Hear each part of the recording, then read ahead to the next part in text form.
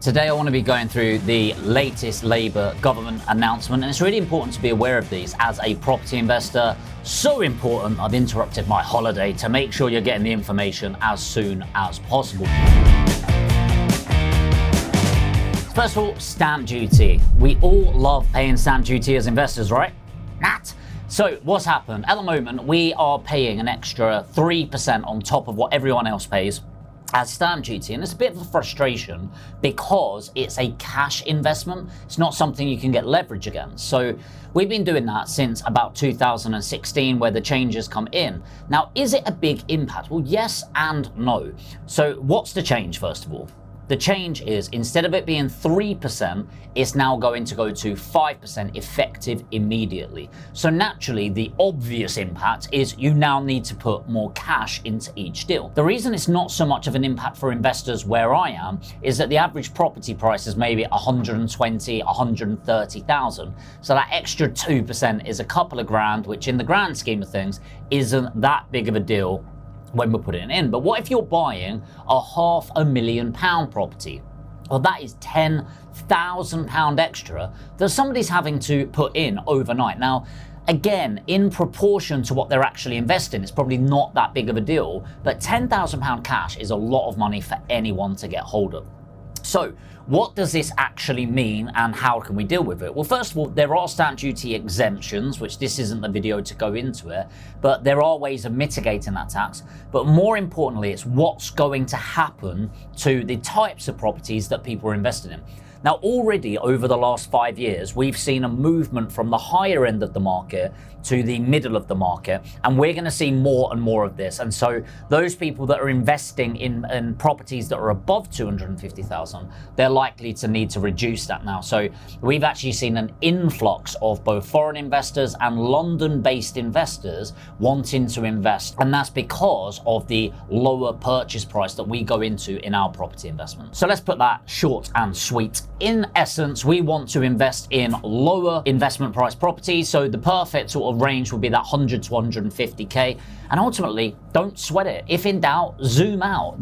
This investment in property is a long-term investment. It doesn't suddenly change because of this one change. In fact, let me tell you about the last stamp duty change. Was in 2016, where this additional 3% come in and everyone panicked. Oh my God, what does this mean for me? It means fuck all. It means you have to invest a couple of quid more on day one, and actually more and more people invested. In fact, in 2016, 17% of the investment market or property market was private landlords. Fast forward to today, that's now 21%. So that is a 4% increase in just 5 short years. That is a huge increase in a short amount of time, and that's going to continue. So do not worry about these small changes. We need to focus on the long-term investment.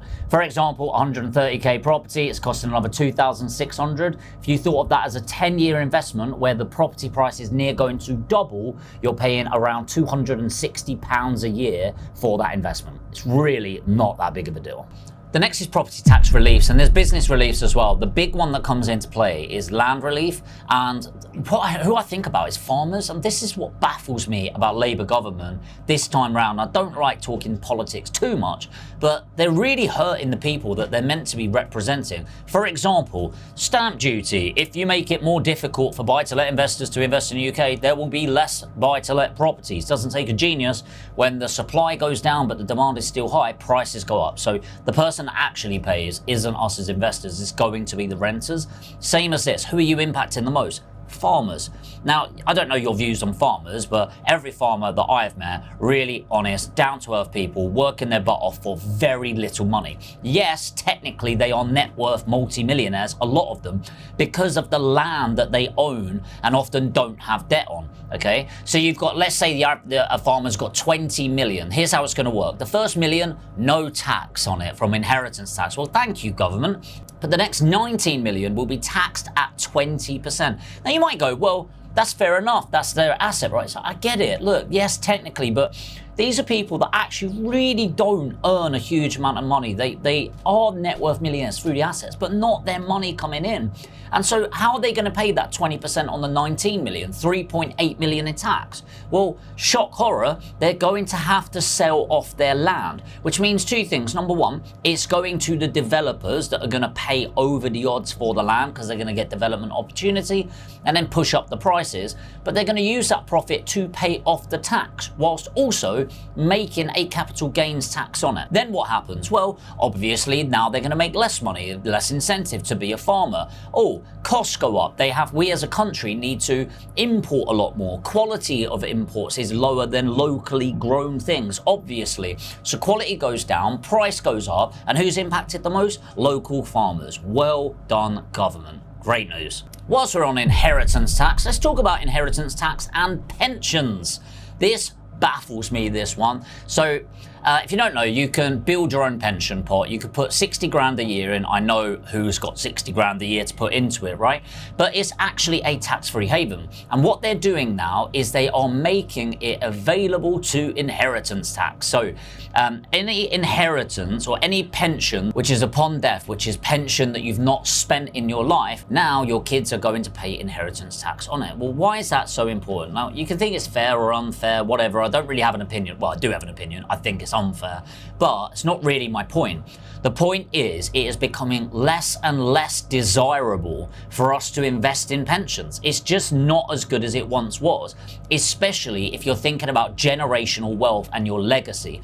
And so what's going to happen is any pension that's left behind, it will be subject to the normal inheritance tax, which for me is basically even more of a reason for me to be in control of my pension, not putting it into these pension schemes that already fail us massively. So the final tax I want to talk about is capital gains tax. Now, if you didn't know this already, capital gains is out there it's 10 to 20%, and for us as property investors, it's 18 to 24%. So why does this really matter for property investors? Because it's not actually changing for properties. Well, the reason it really matters is I had some vendors on the phone going, oh, because we didn't complete before the budget, that means we're going to pay more capital gains tax on our property, right?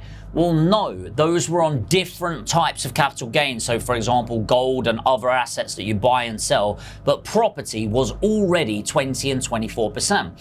What it means is that there's a lot of our investors, and we've got a property sourcing company where we scour portfolios for people. And when somebody decided not to invest in property, it's usually because they decided to invest in one of those other asset classes. And one of the biggest draws for them was the fact that their capital gains tax was so much lower. But now they are coming into line of property. And so a lot of those other investors are now coming back to play in the property world. What does this mean for property prices? It means it goes up. And the three big ones that we need to think about: stamp duty changes. What does that mean? Well, it means that higher value properties, we're going to see less demand in those for investors. Where do those investors go? Well, they come typically up north. And so what we're noticing is more and more investors that were London-centric investors are now wanting to invest in the UK. Shock horror. But what it also does is makes it harder for regulation for investors, which long and short of it means the rental prices are going to go up. Next is the corporation tax, which is now in alignment to everything else, which means people that have invested in other things are also now investing in property. Didn't really think that through, did they?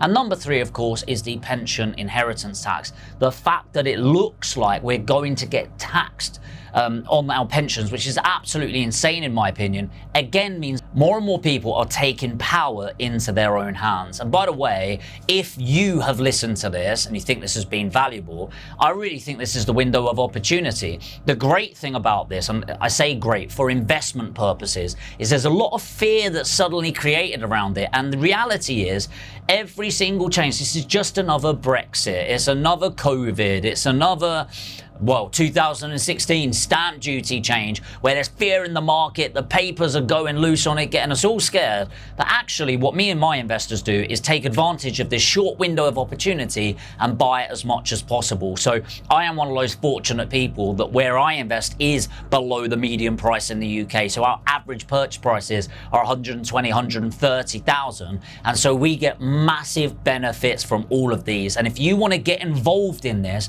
and start aggressively building your buy-to-let portfolio, you need a minimum of 50,000 to invest.